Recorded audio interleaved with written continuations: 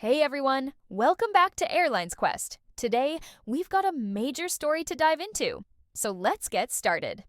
All right, let's talk about the big news. On November 28th, the European Commission, also known as the EC, announced that it had completed its review and officially approved Korean Air's acquisition of Asiana Airlines. This approval comes after confirming that Korean Air had fulfilled all the necessary conditions laid out by the Commission. With this decision, Korean Air now has the green light from 13 out of the 14 countries required to move forward with the merger. The only remaining holdout is the United States, where the Department of Justice still needs to weigh in.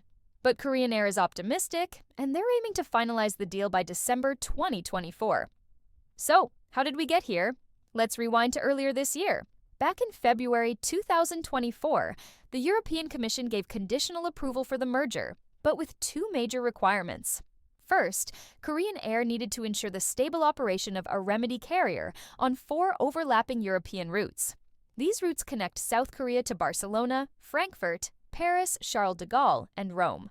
Second, the merger required the divestiture of Asiana Airlines' freighter business.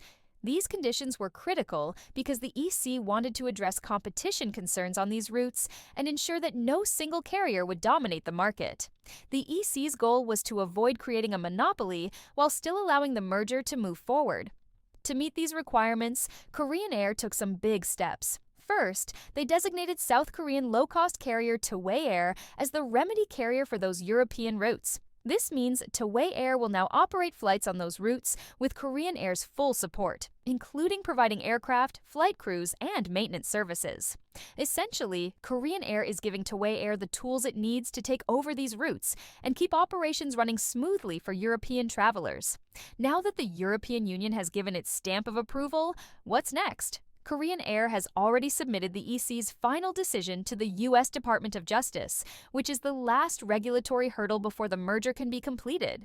If everything goes according to plan, Korean Air hopes to wrap up the acquisition by the end of December 2024. So we're talking just a few weeks from now, but here's an interesting detail about the merger process itself. According to a report from Korea JoongAng Daily, Korean Air plans to keep Asiana Airlines as a subsidiary for the first 2 years after the merger is finalized. During this transition period, the two airlines will exchange employees, which is an important step for integrating their operations. After those 2 years, Korean Air plans to fully absorb Asiana into its business. What do you think about this merger? Are you excited to see what Korean Air and Asiana can achieve together, or do you have concerns about the impact on competition? Let us know your thoughts in the comments below. Don't forget to like and subscribe. Thank you.